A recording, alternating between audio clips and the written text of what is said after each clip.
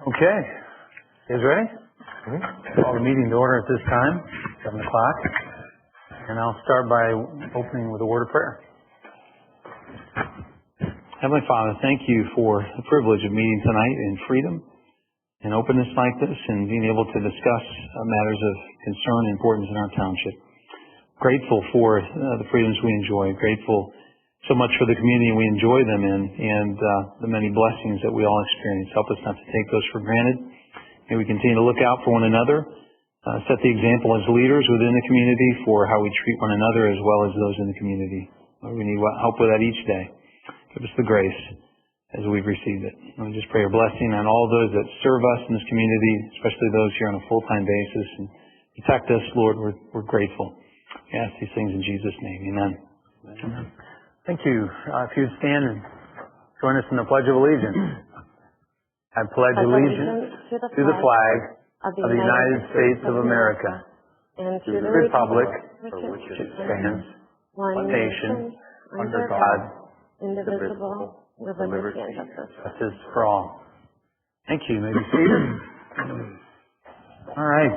Well, board, it's unusual to look out and not see some of you sitting out there. And I don't know if you like this better, Gary, or if you like looking at us, or what your preferences were. Huh? You're a good-looking bunch. I mean, I didn't have no problem. Okay, but how about you, Becky? You like this better? Or? I like not having my back to everybody else. But okay.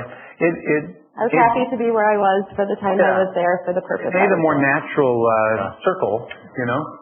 It seems a little bit more appropriate for a board meeting, but at the same time, it's not hard to look left and right. So. Well, Dan can't make fun of me behind my back now. He's got to do it right in front of me now. So. Well, keep an eye on him. Mike was making fun of you from up here to be able to watch. I know, but I could see Mike. I couldn't see him, and he was. All right. Well, let the record reflect that all are present with the exception of Ms. Henry. At this point, we'll go to the approval of the agenda. Here on the front end, I think before we even set this one before you by motion, I think there's a couple of matters we should add to tonight's agenda. So perhaps we approve the agenda and then motion to amend. Okay? So move. All right. Support. Move support. Any comments on the agenda as presented tonight prior to any motion to amend? All in favor, say aye. Aye. All right. So motion to amend wise. One I'd like to add as item, I'll call it, 8A. We'll address the resignation of Catherine Henry. And then I'd like to also move as part of the same amendment to add item, we'll call it 11A, if approved, to address the new water improvement bond issue that we were all sent information about, and not a necessity necessarily tonight that we'll vote on that, but at least I think it'd be good to discuss. So, with that motion and those two items proposed, is there a second? Yes. All right. I support that. All right. Been seconded. Any comments? Discussion? All right. All in favor, say aye. Aye. Aye. All right. The agenda is approved as amended. Item 6, communication letters and reports received for information. Always appreciate those and the up-to-date information you guys provide us. So thank you, Rod and Dan. Item 7, public comments. So public comments on items on the agenda remaining tonight, including the two that we just now added. If you are here tonight and you'd like to address the board on any of those agenda items or any of the added items, feel free to step forward at this time and you'll have 3 minutes. Speak your mind. All right. Seeing none at the initial public comment, we'll close that. As I always like to remind people, there's a second public comment period later in the meeting. And at that time, you can address any issues to the board. All right. Item 8. Is there a motion to approve our consent agenda this evening? So moved. Support. All right. Moved and supported. Discussion. Anyone wish to remove an item? Any comments at all? Okay, there were a lot of things to look at there, and I trust we all went to the various links and explored that. But hearing none, we'll call for the vote on that. All in favor, say aye. Aye. Anyone opposed? All right. Now to item 8A, the one that was added just a few moments ago. So as you all received an email today, Catherine Henry sent an email to Dan just earlier this morning, which she shared with each of you, and I trust you saw your email today, that Catherine is moving. And so I won't disclose where, that's up to her to disclose, but she's moving out of state. And so obviously, a little tough to be a trustee from a distance. It's not even permissible, right? So we need to act on that resignation. The only fitting thing would be a motion to accept. So is there a motion to accept Ms. Henry's resignation? So move. Support. All right. Any discussion? Okay. Well, hearing none then, all in favor say aye. Aye. Anyone opposed? Okay, I probably should have said this during discussion, but now it's been approved. We'll make sure that we get information out to you. This is obviously fresh. I did a quick look at the procedure because it's been a while since this has happened. I think the initial matter will probably percolate through, I don't know, finance if there needs to be any discussion about it that way. But I'd like to get the word out right away, and I've told Dan it'd be good to put it on Facebook, put it on our website, and have people know that there's an opening and how they can link up to either an application or submission of interest or resume to let us know they'd be interested. And I don't know, Dan, do you think to set a deadline would be appropriate by way of a motion or vote here to say by certain date or? Yeah, okay. All right, you say July 31? Would be a good date to get going on it, yeah. Weeks, yes. Today's the 12th, right? So I'm pretty good with 19 days. Guys good with that? For the month to get, not to make the decision, but to get those who are interested. Need a motion? Submit? Yeah. So I move that we have all applications in for the township trustee by July 31. Second. Seconded? Okay. Now, would there be guidelines along with the application form asking for a resume and so forth? Yeah, so in the past, I recall before I was ever on the board, they had an opening way back when, and I actually applied back then. I recall, Dan, and you tell me if it's changed since then. I think we've only had one since, but it was, here's a link, here's a pretty basic document. You may either submit your resume or you may fill out this document or a combination thereof, and we'll let you know if we're interested in interviewing or following up with you at all. Is that kind of the gist of it? Correct. There's an application on our website for any board appointment, and so we would just use that same one. If additional questions you can, but at this point, I think you just start there and people submit the information, and you can ask additional questions when we get the applications in. So we'll have presumably a pool of candidates, and we'll have to decide from there then how to winnow that down and that sort of thing. You say so, Ryan? Oh, okay. All right. And it's incumbent on all of us too, I suppose, if we want to put the word out ourselves and start to think of people we know that would be qualified and capable and interested.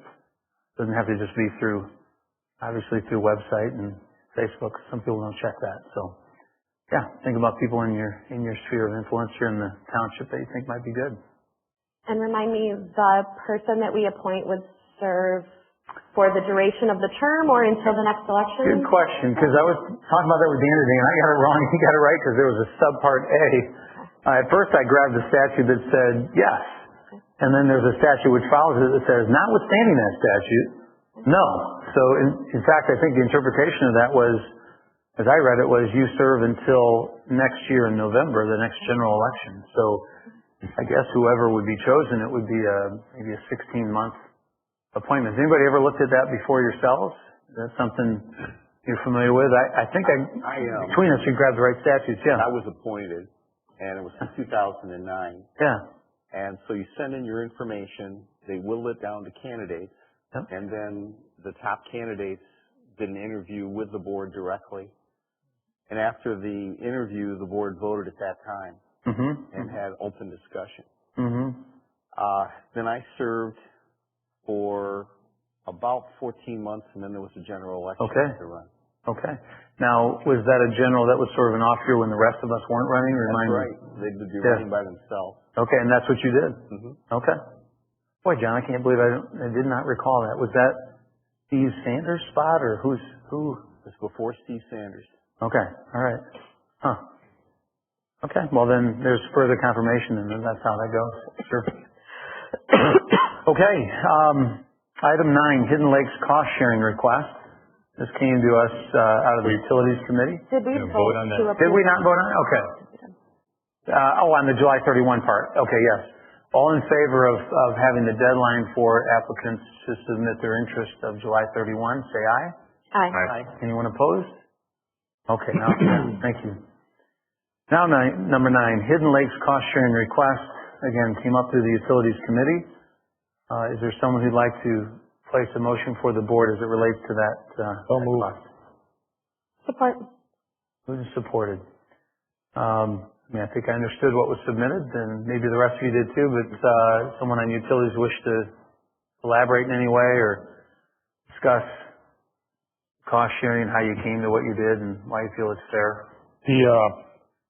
The pump station needs to be updated because of the plat that's being put in there.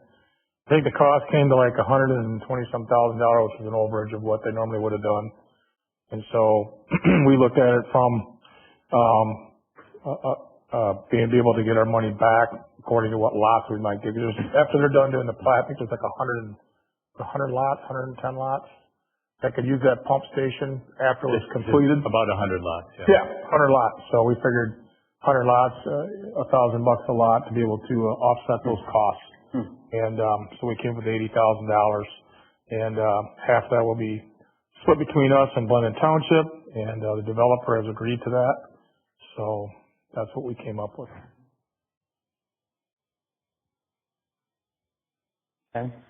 Anyone? Well, the developer seemed comfortable with that, and we were very pleased to have Georgetown Township participate. That was, I think, kind of a surprise. But it will benefit them. Sure. Anyone else?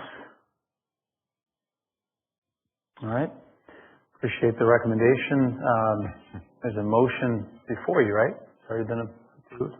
So let's vote on that. All in favor, say aye. Aye. Anyone opposed? The motion is carried. Item 10, sidewalk waiver request for Parkside Auto Sales. Wish to place that motion before the board. I'd like to place that motion. Support. All right, moved and supported. Again, through the Utilities Committee. I think we're familiar with, and I think you've undoubtedly looked at that property, at least online. You can see that sidewalk situation there. So any thoughts about that from those who are on utility? I know it's always a sticky wicket when we talk about these.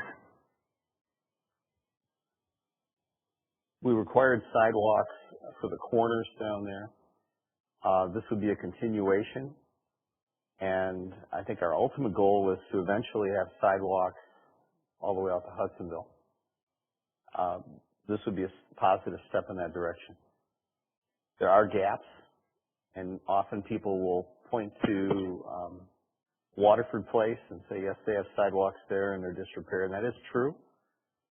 But ultimately, I think it's a wise move for us. I think we're making a mistake by making exceptions.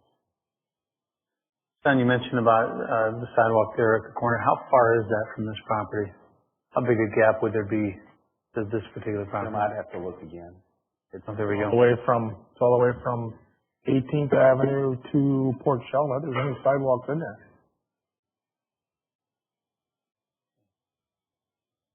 And remind me, was this a split vote on utilities or unanimous? I did not agree with it. Okay. Well, your position, Gary, is. I just think that the sidewalk in that area is kind of a moot point because you're looking at a lot of businesses there and they're not going to change, so there's no reason for them to walk. So I don't understand why we keep trying to put them in there when they just don't to nowhere. You know, you get to Hudsonville, you got to go all the way across. That's a long ways. That's years out. Mm-hmm. So, others of you, Becky, any thoughts? Or? I think that it's years out, but this is our one and only chance on that specific piece of property, likely. And so despite it being years out or maybe improbable, giving them the waiver request at this time makes it so that there will be a gap there, right? If years out, the rest of it, something comes of it, this would be a waiver that would be on file. And so I support denying the sidewalk waiver request. Part of the reason I have a problem was because it's an expensive construction. You're building a brand new building and you had a piece of property there and you're doing the landscape with sidewalk. You look at that piece of property, you got to take parking lot out. You got to do you're going to spend a lot of money to put a sidewalk in there. You know, the same exemption you gave Green Meadow condominiums because they had a road alongside 18th Avenue could be used with this guy too, to be honest with you. I mean, he's got all parking lot in front of his property, so he can walk on the parking lot. So, I mean, I just think it's an added expense for him because it's not like it's a new build where, yeah, you're able to put that walk in because the ground is all tore up. You don't have a driveway, but he's going to have some added expense. I'm a business owner, so I look at it and go from a business standpoint and go, wow, I'm going to spend $5,000-$6,000 for a sidewalk and nobody's going to walk on that thing. Nobody's going to be there. So that's just my 2 cents. Yeah. As somebody who was on utilities for a number of years, I've faced this a number of times as well. I know there are strong positions or arguments to be made both ways, right? And I think we've tended to treat it somewhat as a case-by-case basis, which you might say ends up a bit piecemeal. And so the refrain has been either we do it consistently or we don't, right? Either we enforce it or we don't enforce it. I guess my view of it is, and Rod would remind me if we've kept such a list, but I seem to recall that in granting sort of on a case-by-case basis some deferrals, as we have in the past, that we were keeping track of, and we always communicated with that property owner that, you know what, we're not so much waiving indefinitely as we are saying we're waiving at the present time, but we reserve the right to require it in the future. Now, whether they recall that in, institutional knowledge, if they sell or what have you, I don't know, but I know we were keeping something of that kind. And just my own viewpoint, again, as one who's probably voted on either side of these, depending on where they are, this one seems to me like the kind of situation where at some point in the future, and so to this degree I may be disagreeing a little bit with Gary, I think it could come about, and maybe sooner than much later, but I'd rather see us give a deferment to someone like this, and with the understanding that we reserve the right to require it in the future. We've done that with a number of those along Chicago Drive, and that if we should come about as part of I don't call it a master plan because that confuses with our true master plan, but a sidewalk plan or we reach critical mass as it relates to, say, connectivity that involves Chicago Drive, that we would say, okay, we're calling in our chit on each one of you that we've given a deferral to, and some of you who maybe have never asked for a deferral before or a waiver, it's just part of our power or right to require a sidewalk. I'd rather see us do it all at once along at least that stretch of road, and rather than do it one here and then one there, because I am concerned that the cost and then the disrepair that can come up in the meantime may just be unfair and not useful in the meantime. So it's a similar vote in the sense that you guys are saying, look, do it, and I get that.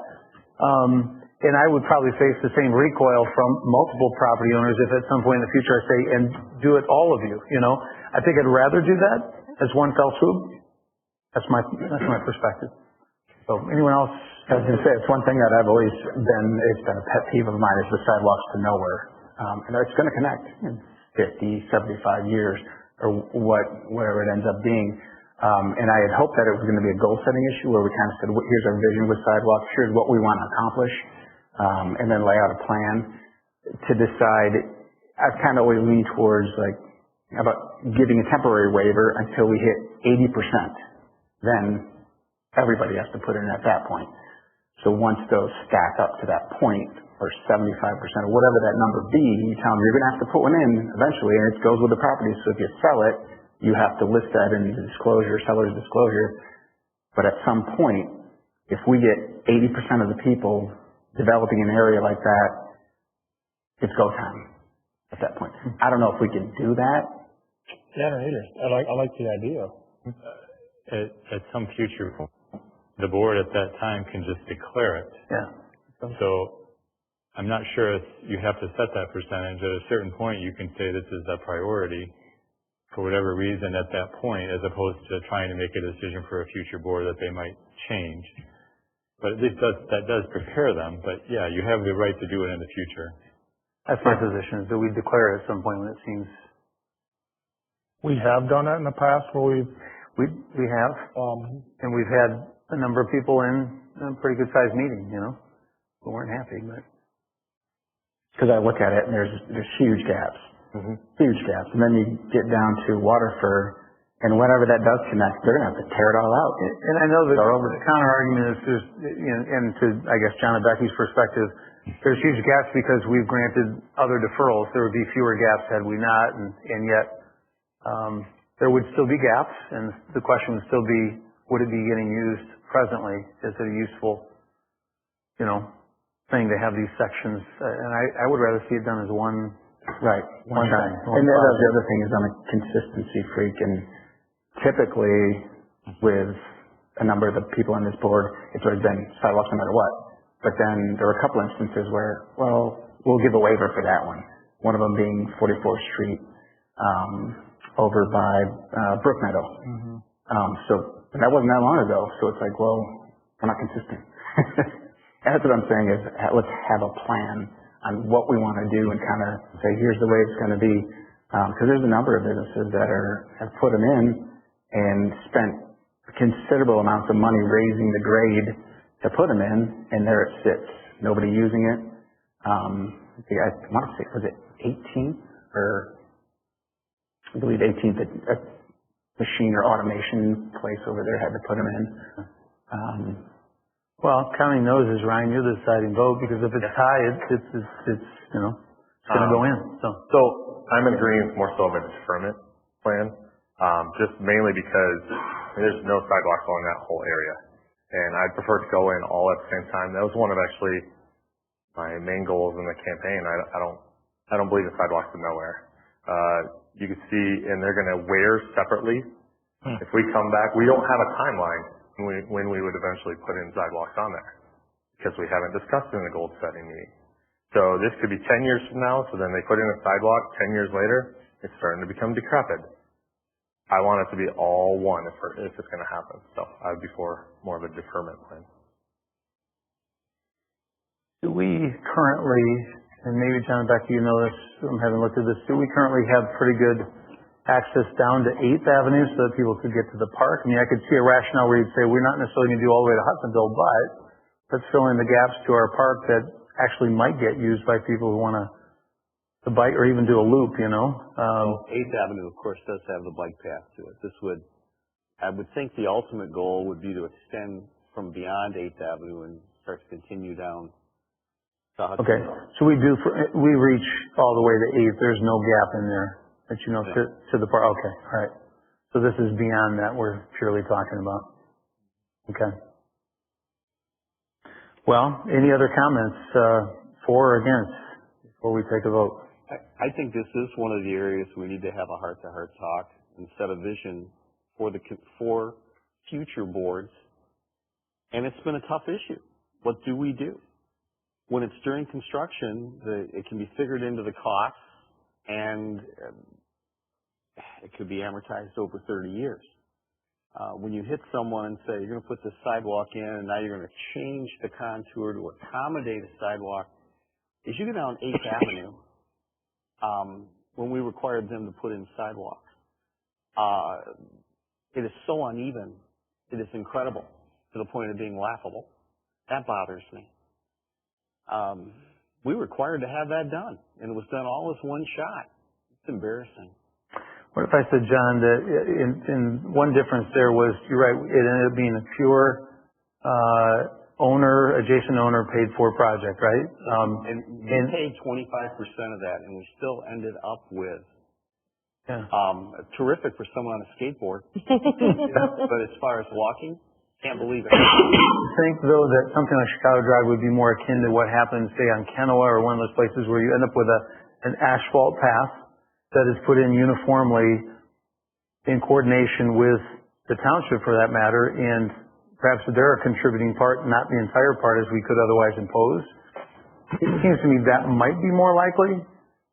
It might be more likely than that your standard, square cement block path. If we proceed in the direction that you're referring to at this point, from now on, everything being constructed, unless it's right away going to be connected, they're going to come to us and say, okay, how about a waiver?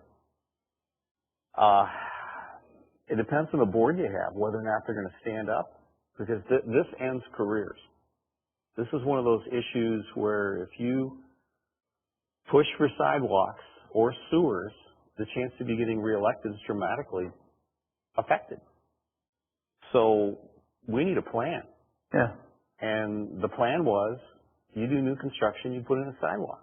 Yeah. To that degree, I respect yours and Becky's perspective, meaning this is not politically popular. We're saying we'd like to see this done because we think in the long run it's for the betterment of the community. And eventually you say, okay, here's where the gaps are. I'm sorry, we have to have these connected. Yeah. That makes it politically possible for a board to survive. Now, but looking down in the future, for us, the easiest thing for us to do is defer this. Smartest, politically.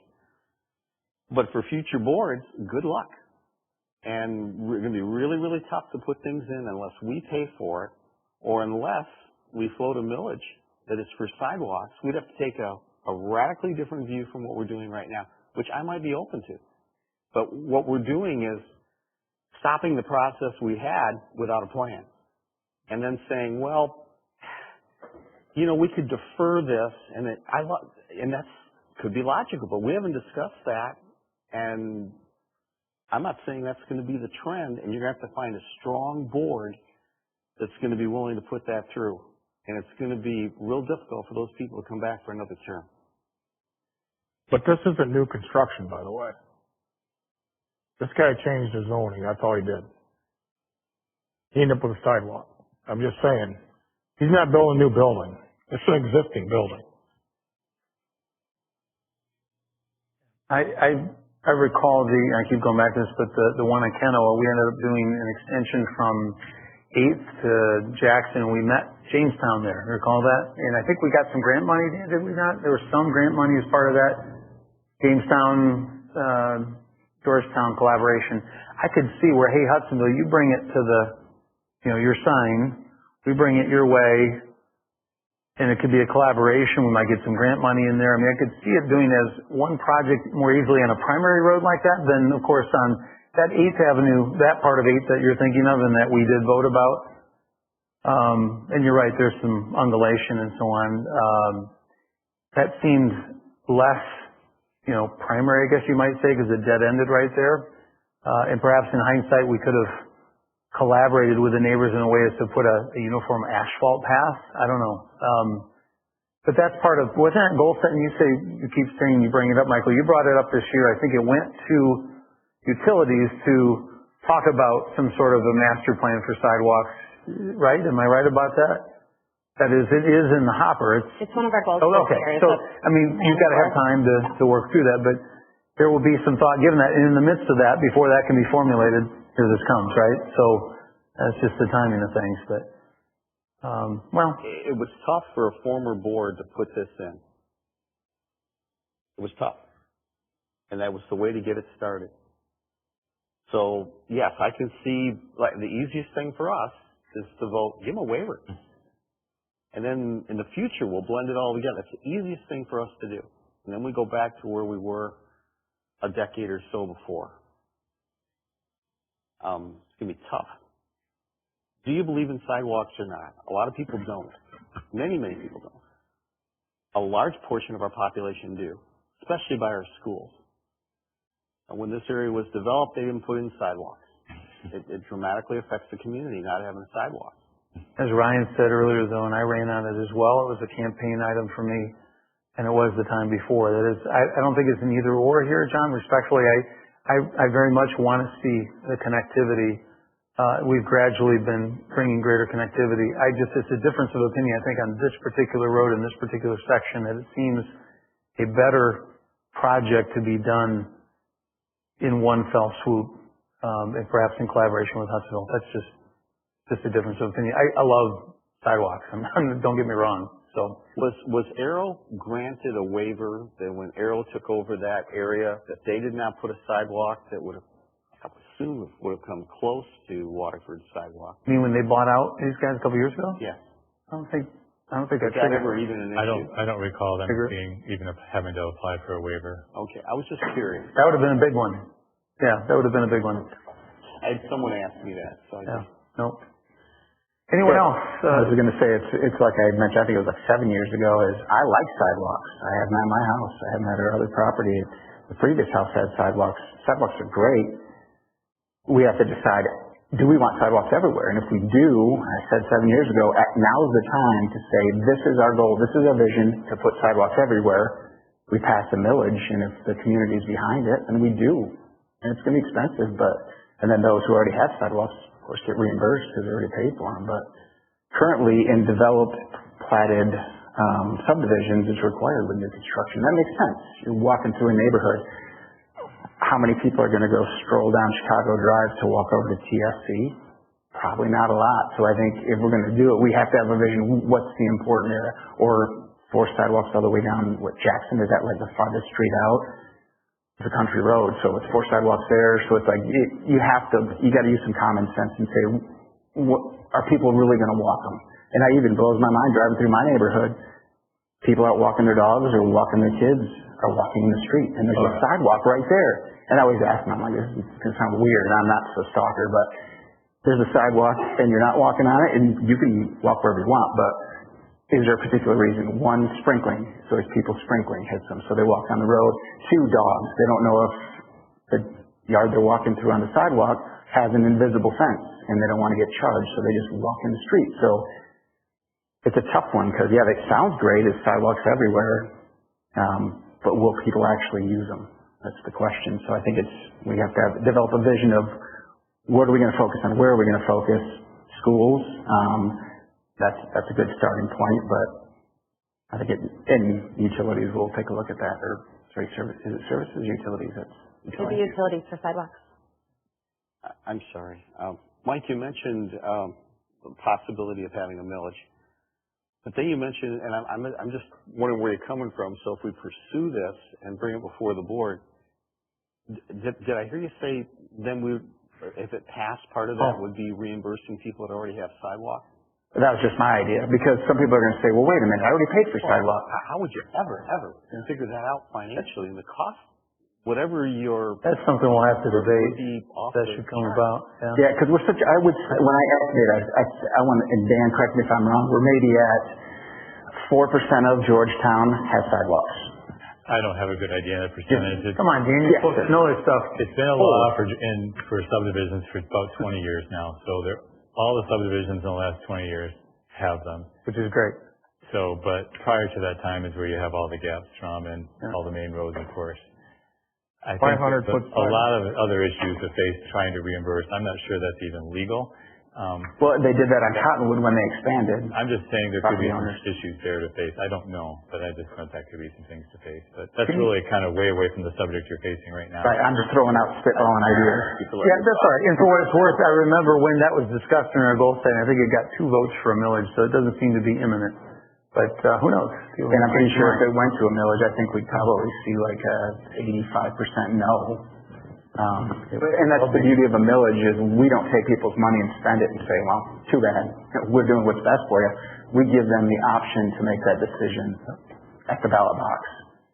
But in the meantime, we look at primary roads, and this is one, and I guess we have a disagreement. So let's call for the vote. I don't think we need a roll call. I think we'll just go voice vote.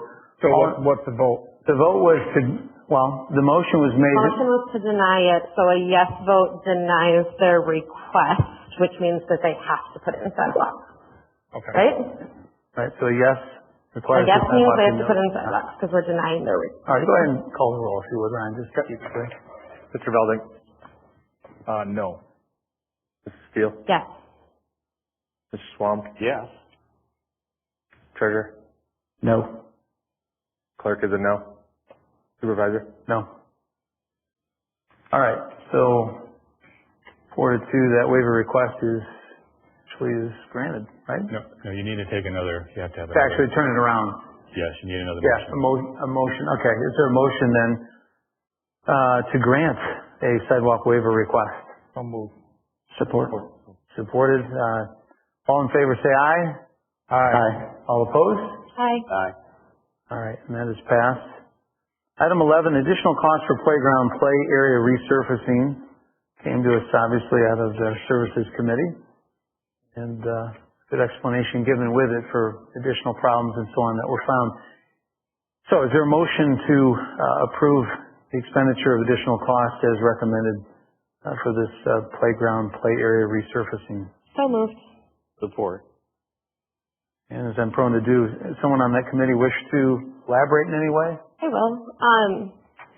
We talked about this with our Ryan, and so I'm interested to hear what he thinks. But essentially, we had approved the chunk of money to resurface the play areas with turf.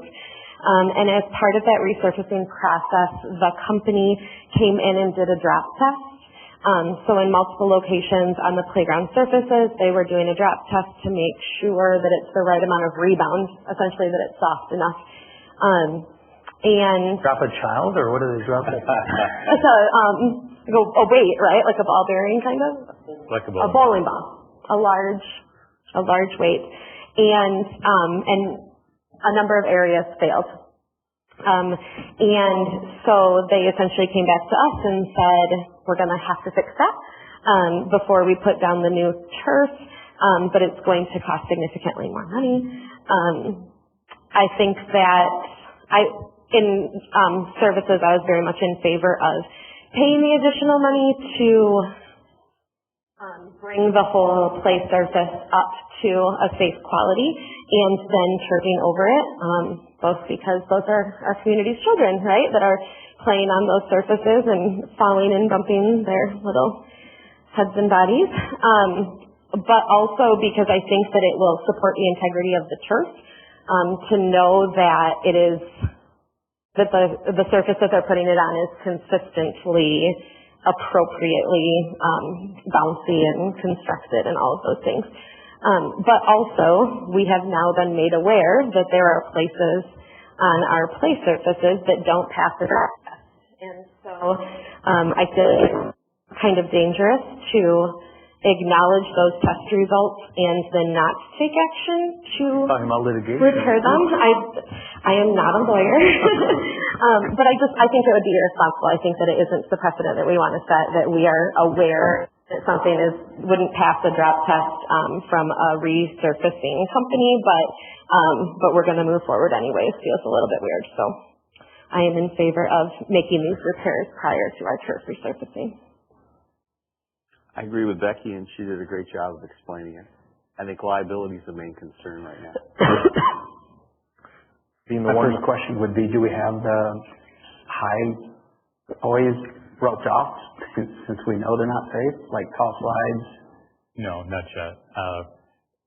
The degradation is something that's continually happening over time, and we're hoping we can fix it right away. And we just learned this issue now. To determine the safety at every spot is not what you have. You just have the testing areas is done. So before we close them off, we would want to test every area. We're hoping that if you approve this tonight, we can get them all fixed quite quickly. How soon will that be? Well, Oh, okay. so. And it was a 10-year warranty on that new surface? Yeah, this is a better surface, Yeah. which is important. Yeah, Yep. I think for safety standpoint, it's a pretty easy. yeah. Being the one that was out of town during, obviously, our meeting, as much as I don't like having to continuously make it a little bit bigger, I mean, it makes no sense to move. I already agreed with the previous one, and I got a chance to sit down with Rod and kind of through it. I mean, I think it's a no-brainer. You have to fix the turf underneath, or you got to fix the surface underneath it before you put something else on it. So I'd be for it too. Did you rebid the whole thing with a drop test, or just add this on to the person that we approved originally? We were staying with the company that is the ones that contracted having the drop test done and is ready to put the turf in. We didn't put it out for bids beyond that because we wanted at least my opinion, and Rod and Dan, correct me if I'm wrong, but my opinion is if we're going to fix the whole surface under the turf, we want it fixed the way that the company that's going to put down the turf needs it to be for their product to then go on top. And it's also a matter of getting it done this year. Else we're going to be waiting a year and have to, as you suggested, close it down. Close all three down. Okay. So we're trying to get it done quickly. And it might have been mentioned, who did the drop test? Is it the same company that will be installing? Okay. That's the other thing. I don't think it was an issue, but I figure at least clear it I up. just find it interesting, we have 3 companies that looked at this, and nobody could see that there might be a potential problem with a drop test, and that's what you do for a living.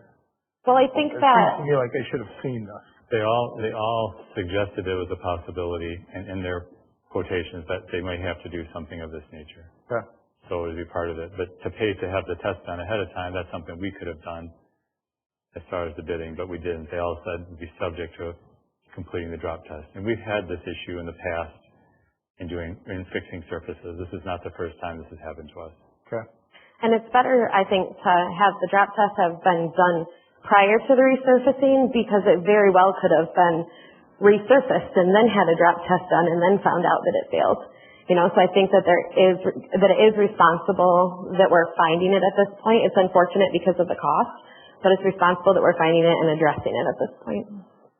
I believe they said that this is only the second time they've had this happen, but also the use that our parks get is so heavy. Yeah, I remember saying that. And those surfaces look awful right now. They need to be resurfaced so terribly badly. So I'm glad that we can do it yet this year. Being successful was part of our problem. That we use Well, you make it too nice. Well, and I will add that to the next finance agenda, that to cover the cost, we will look into maybe entrance fees for non-residents. Oh.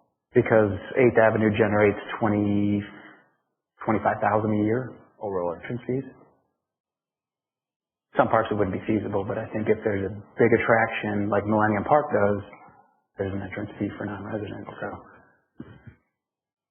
I only asked the question because I know that when you get into bidding and you get the guy who's the low bid, and then you say to him, well, we got issues, okay, and then he goes, okay, great, I got this already. So I can pad my extras. I do this every day, so I deal with people all the time. It's like, okay, so what did we rebid the whole project, or we just say go ahead and add this on? Do we know if this is a comparable price to be able to do these add-ons? That's why I asked the question. The impression I got in Services Committee is that it is consistent with about what we would expect for the kind of work that's going to have to be done. If we've done it in the past, we have a history, I'm okay with that. That's why I'm asking the question. All right. Did they give a bid, a rough estimate if it needed the extra preparation? Ahead of time, you mean? Yeah. No, we didn't look at They just did the footnote that it might not pass the bounce test, and then... They'd have to adjust that. Okay. Or we would have to. All right, the motion is before you. Ready to vote? Okay. All in favor say aye. Aye. Anyone opposed? It's been approved. Item 11A, the Wyoming-Ottawa County Water System. It's an item we added earlier, and I'm going to look to Dan because I'd like you to explain what's going on with this bond issue and possible refunding. Sure. Basically, we are part owner through Ottawa County of the Wyoming water system that supplies all our residents, supplies the southern half of Ottawa County for most of the communities, Hudsonville, Jamestown, Holland area, and of course Wyoming and part of Kentwood. And as part of that, as an owner, when improvements are made to the plant, we have to then pay our share. And so they've declared there's improvements coming, and so we have to pay our share. Before we were owner, we were kind of like renting. And so to pay our share, we would pay a fixed cost, but we would pay it forever. And so something would be completely depleted, but we would still be paying on it. But as an owner, we have to come up with it up front. And by doing that as a partnership with Ottawa County is actually the owner for all the Ottawa County communities, we agree to pay our share. And so you can see Ottawa County wants to issue $4.8 roughly million in bonds to pay our share. When I say that, that's all of Ottawa County. That includes us. So it's not direct debt to us. but it's just we're guaranteeing that our revenue that we collect, a portion of that then would be paid to use to pay off these bonds as part of in our rates. So the more water we use, the more our fee will be. The rate to pay off the bonds will be included in the rate we pay for water. So it's not a direct debt, but we're guaranteeing the revenue to pay off these bonds. So doing so in this manner is quite a savings to our residents. Ottawa County has a much lower bond rate, so we pay lower interest. And of course, we avoid the whole rental like we did in the old agreement. So this is kind of something we're obligated to do, and this is the least costly way to do it. So. What's the frequency of our payments, Dan? We collect from our own residents, and a certain portion of their bill is allocated to these improvements, and we... Well, we're billed water. You know, we bill our residents water and sewer, but we receive a bill from Wyoming through Ottawa County and then Granville through Ottawa County for our sewer. So as we pay it, these fees, the rates for the bonds will be included in the fees we pay. So if we use more water, our residents will pay more of the bond issue. If Jamestown grows quicker and starts to use more water, they'll pay the payments. And so that's how it works. Whoever uses the water pays that equal proportion based on use.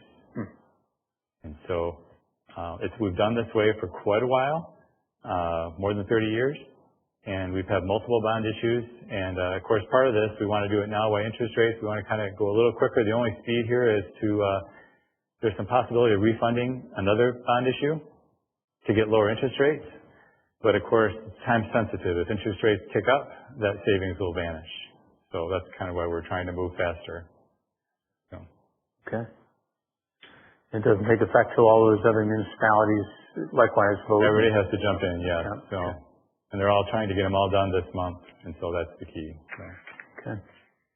Well, it's good for our residents. Another thing I might add, which was nice, is the fact that only the people that are using water and sewer are paying. So it's not like the township itself. So if you're not using water, you're on a well and you have a septic, you don't pay because we're paying the bond off with water usage from our residents that are using the water. So that's, I think, a nice benefit. Mm-hmm. So. Good point. Quick question. So we've got a pretty healthy water and sewer balance. Is there a significant savings to just commit the full amount, our portion? Well, we've discussed that possibility. Doing that, the trouble is you don't exactly know what our portion is going to be over time, over the length of these bonds, because some other communities are growing at a quicker rate, and so percentage-wise, and so their share will go up, and that's something to reflect on that. But yes, we've looked at that, and we didn't pursue it primarily because we might be paying a share that doesn't belong to us. So yeah, we'd rather return it to the residents and our own residents in a form of lower rate and not increase their rates for these payments, which we shouldn't have to do. So. All right. Any other comments or questions for Dan, or comments to the board? All right. It sounds like it'd be a good thing to move on sooner than later. I'd say rather than defer to a future meeting, are you guys ready to? I'd like to make a motion that we get this bond to Ottawa County for our ownership of the Wyoming water treatment. Okay. Support. Moved and supported. All right. Then all in favor, say aye. Aye. Anyone opposed? Okay, that is passed. And I think I have to sign that, and maybe Ryan or yeah. We'll have to make sure we have the right dates. Okay. All right. And get you guys to sign. Let me know. Okay, item 12, second public comment period. As I promised, at this point, anyone here tonight who'd like to address the board may come forward, and each of you is given 3 minutes. You just simply ask to identify your name and your address, and you may speak. Nick Brock, and I am the Executive Director from Vote Common Good West Michigan, as some of you may recall. I'm here today with a small contingent of Georgetown Township residents who are committed to seeking remedial action from this board due to impropriety stemming from conflicts of interest with the Political Action Committee, Ottawa Impact. We believe that this unethical conduct was related to the 2021 Memorial Day Parade and how it was used to politicize the events of the day in order to advance the ideology of Ottawa Impact. Subsequently, you will hear from your constituents as they provide substantial evidence for this claim. Thank you. I did not get your address, sir. You're supposed to give your name and your address. Sure, my apologies. 3959 Henry Street, Granville. I am not a resident of Georgetown Township. Okay. Welcome. Hello. My name is Angela Reed. I live at 8412 Gulfside Drive in Jenison. On April 26th, the Georgetown Township Board issued a permit to the Political Action Committee, Ottawa Impact, to be the primary sponsor for its Memorial Day parade. By granting this permit, we believe that the township violated its Code of Conduct and Ethics policy by creating appearances of impropriety stemming from multiple conflicts of interest. In keeping with the township's policy for being held accountable as a public official, this violation warrants corrective and immediate action. 4 members of this board failed to abide by township standards due to their overt signature support for a political petition called the Ottawa Declaration.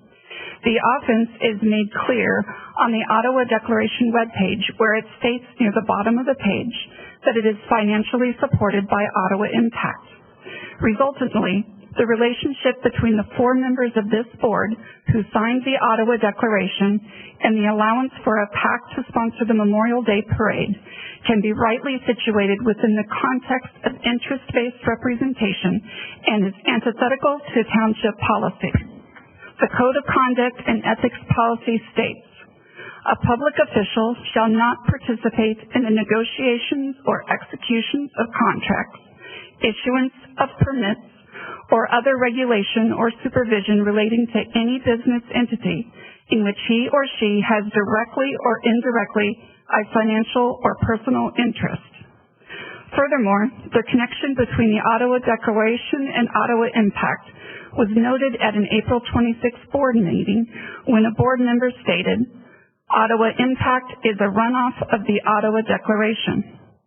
This acknowledgement substantiates the claim for reasonableness that board members understood or had knowledge of the impending relationship.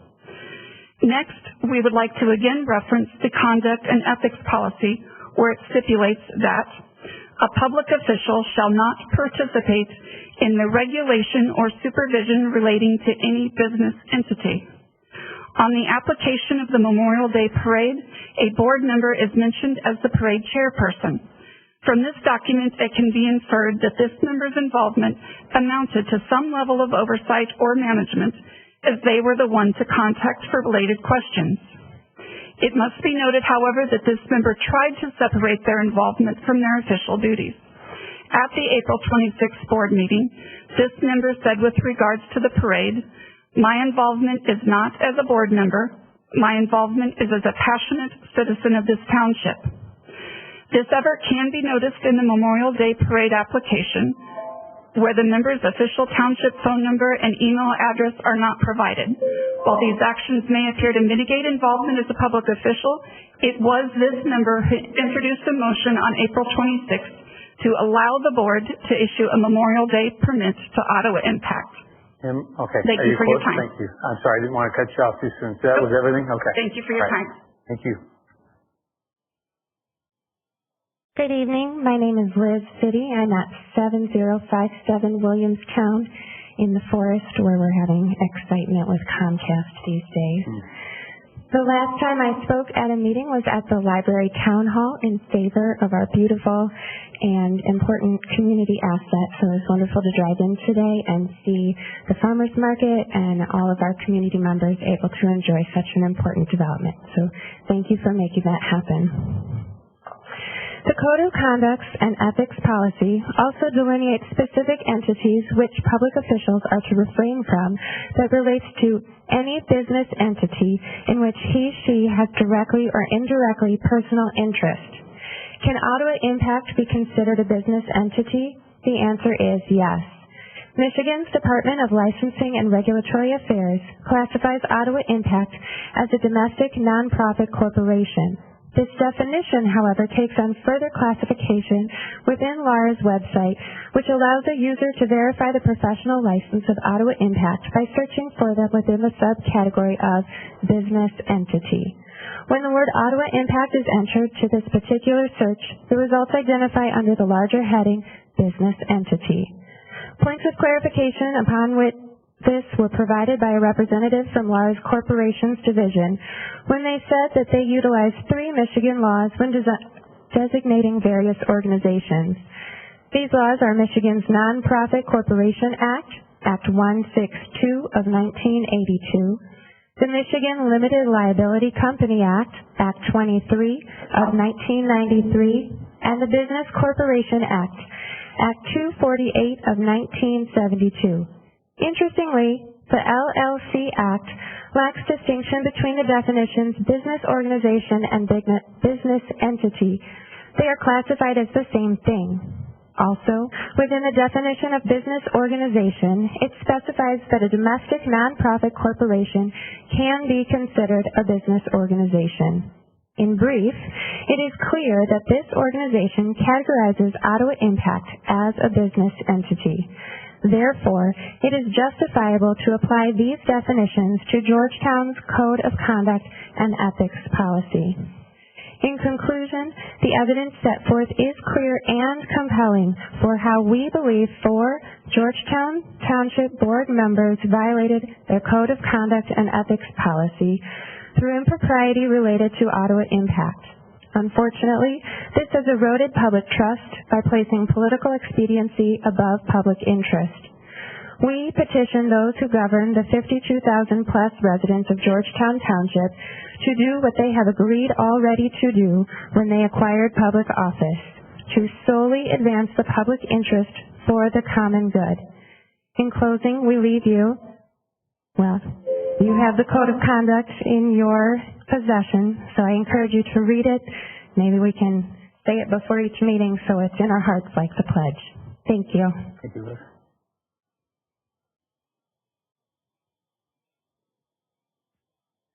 Good evening. My name is Kim Nagy. I live at 2407 Basswood in Jenison. I want to speak about matters that are in the state legislature, which I understand is not directly related to what you do, but it will have an impact on us in the future. Particular concerns over Senate Bill 303, which I understand is possibly amended, but this is related to the photo ID requirements that are currently in the legislature that would allow for poll workers, to challenge signature match. This is fairly uniformly opposed by most clerks. I would hope that our clerk would be in opposition to having our poll workers do signature match. This seems unduly burdensome to me and also a very dangerous precedent for denying people their vote. So if the signature doesn't, as the legislation is currently written, if you are challenged on your signature, you then have to return to your clerk within 6 days with proof of your identification and proof of your address once you have already voted. This is really very burdensome on the part of the voter, and I hope that you would be opposing that and letting Senator Victorino and Luke Meerman know that you are in opposition to Senate Bill 303. And again, there was some movement on this, but I don't think that it's in the final form yet. My other major concerns are to Senate Bill 273, requiring the Secretary of State and County Board of Canvassers to approve ballot drop boxes. I believe that our local clerk who runs our election should be in charge of where the drop boxes are. This is state overreach as far as I'm concerned.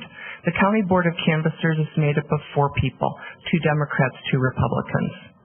This is a recipe for disaster in my mind, because if you don't have those 4 people agreeing, then all of us are going to be paying the price on where our drop boxes are. I would rather have our clerks who run our elections in charge of drop boxes. The third bill that is of great concern to me is Senate Bill 286, which closes our drop boxes on 5 p.m. on Election Day. The first iteration was that drop boxes would be closed at 5 p.m. on Monday, the day before an election, and now it is 5 p.m. on Election Day. The response of the Clerks Association was they told lawmakers that locking drop boxes at 5 on Election Day would disenfranchise voters and lead to congestion at clerks' offices with voters trying to return their ballots.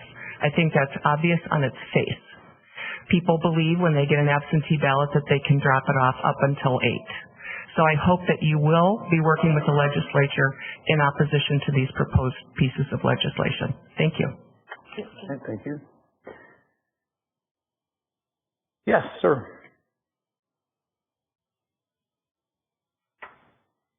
My name is Gregory Yoder. I'm at 3953 Pebble Field Drive in Hudsonville, actually Georgetown Township. But I just wanted to comment and say thank you for putting the parade on. We were members of the parade. We were able to participate. And it's something, I think our community needed. And I don't know a lot about Ottawa Impact other than I just read in their mission statement. The mission of Ottawa Impact is to preserve and protect the individual rights of people in Ottawa County. I'm okay with that. And you know what? We have people that gave their last full measure of devotion, and we honored them in a parade.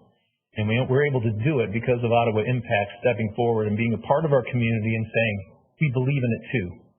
It's what our community needed, and being in lockdown for so long, and just coming together in this amazing parade that has been kind of the forefront of what this community has been about, at least since we've been here, moved here in 1995, and I've loved that parade. And we missed it horribly last year. And so I just want to say thank you for, Brian, I know you were part of it, but just allowing Ottawa Impact to sponsor it. They were the only ones that came forward, and I'm just grateful for it. So thank you. Yeah, thank you. Anyone else? Yes. Good evening. I'd first like to thank the board for your service. Your name and address, if you would, yeah. Oh, I'm sorry. I was getting to it, actually. Oh, I'm sorry. Okay. Can I just start over? Yeah. Oh, sure. Go ahead. Sorry. Sorry, you threw me off. We'll start her over. Rod, start her over. I interrupted. There you go. My next sentence.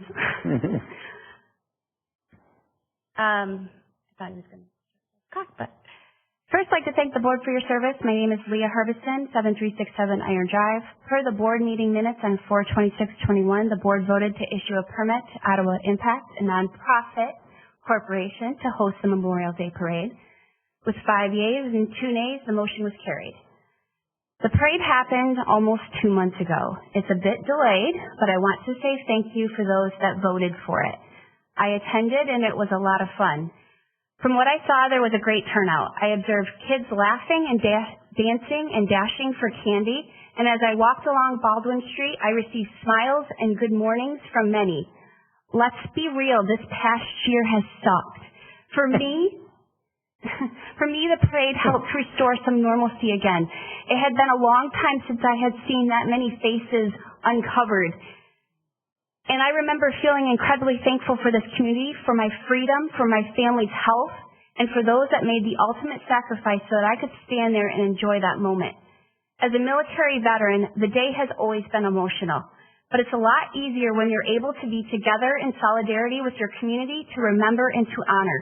The people I saw at the parade were doing exactly that, and they made the day brighter by showing tremendous love for our freedoms that so many service members gave their lives to protect. So why are people accusing the board of impropriety and calling for them to be held accountable over a road closure permit to hold a parade? My opinion, based on what I've seen posted online, is a person from outside the township is spreading lies regarding unethical conduct and conflicts of interest between Ottawa Impact and this board, and using his Facebook page, Vote Common Good West Michigan, to do it. By the way, they are affiliated with Vote Common Good, the nonprofit. And I recently read in the Washington Times that individuals within that organization admitted to accepting funds from George Soros. Next, some of the more vocal constituents, mostly Democrat, were approached by this person to attend this meeting tonight and read a script. And lastly, this deception was substantiated by board member Becky Steele. When asked by a constituent on Facebook if Ryan Kidd was a member of Ottawa Impact, Becky replied, in part, it's hard to imagine that he, referring to Ryan, isn't in some way affiliated with them, referring to Ottawa Impact. Mrs. Steele, I have confirmed that none of the board members are part of Ottawa Impact. Sadly, this is how life is now in 2021. There has been a relentless attack against conservative leaders and those who elect conservative leaders. I'm convicted to come here tonight, and I'm just not speaking in defense of a parade. I'm also defending my values, my beliefs, and my worldview. I know exactly who I am, and so does my God, and I reject those that have placed a target on my back, this community, and this county, and seek to deepen divisions and destroy us from within. I'm not going to sit back in silence and let it happen. We need bold, principled leaders to stand up and say no, and I'm here to say I will stand with you. This community's narrative should never be written by George Soros, nor should any communities in the United States of America. Thank you. All right. Thank you. Thank you, everyone, for your passion. Yes, sir. Hi. My name is Randy Beist, 3275 Bauer Road, Jensen, Michigan. I didn't come here tonight to speak, but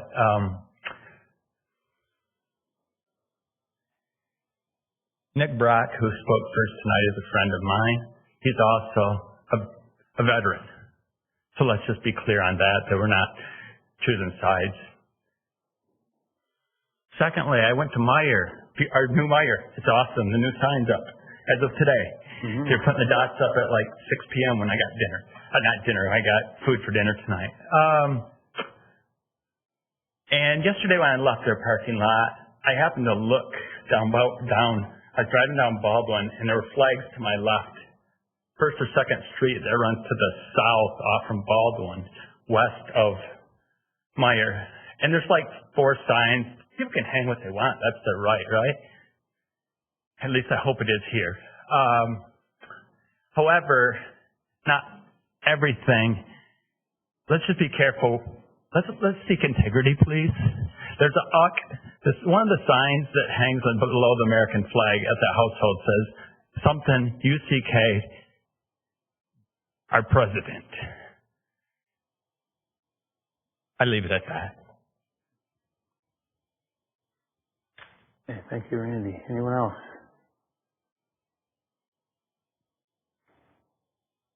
Name's Barry Coley, 939 Rushmore Street.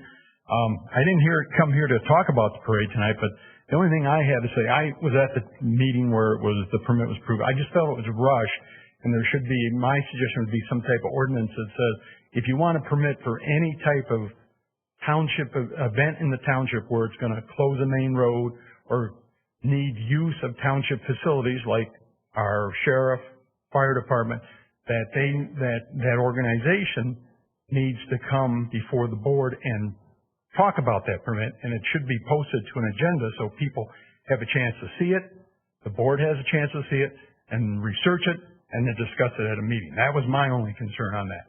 The other 2 things I was going to say, the sidewalks. I do live near Burzley Elementary and A3 Park, and when I do some of my walking circuits, there's 2 spots, one on Chicago Drive, and one when I walk down to Waterford, where I have to walk in the street because there's no sidewalks. So I understand the waiver type of thing, but there are spots where, going forward to your comment, let's get a policy or goal established that says, that by this year we're going to have this done, and this year we're going to have this done, because I'm out there in different types of weather during the year, and there's 2 decent stretches where I have to walk in the street. One of them on Chicago Drive. And the other thing is, with the resignation of Mrs. Henry, one suggestion, if you want to call it that, is as you look at candidates, look at diversity. I don't, I'm here as a old white man, and if you look at the majority of the board, I think other than another white man on the board, be it female type presence, would be beneficial. So, thank you. Thank you. All right. That's most everyone. Is there anyone who hasn't spoken yet? Anyone? Okay. And we'll close the second public comment period. Item 13, discussion and general information among the board. Do any board members have any topics they wish to discuss or make the other board members aware of this evening? Okay, yes, Dan. The president, or I should say the chairman of WCET contacted me of their board, and basically, now that we're in the phasing pulling out, requested kind of a formal pullout so that they can reach their quorum. There is a quorum issue with us being a member, and if we're not attending, and or if we're attending and voting and we're not paying, just ask if we would just formally drop our membership.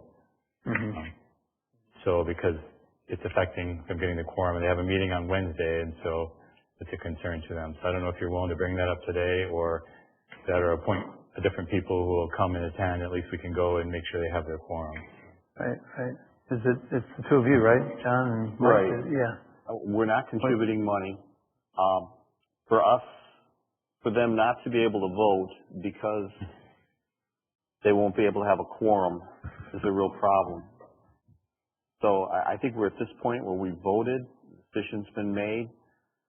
I think they would welcome us making a decision that we're formally pulling out. That would actually, it pains me, I think it's a wonderful group. Right. To function well, Right. Having us on the books is going to be a problem for them. Yeah. I can understand that. And I went to impede their ability to cast votes, Right. hold meetings, Right. Yeah, I would agree. I think I know we've dealt with quorum in the past. I actually made a motion as a board member for CET to reduce the number of school representatives because 2 from each township or city and then 2 from each school district.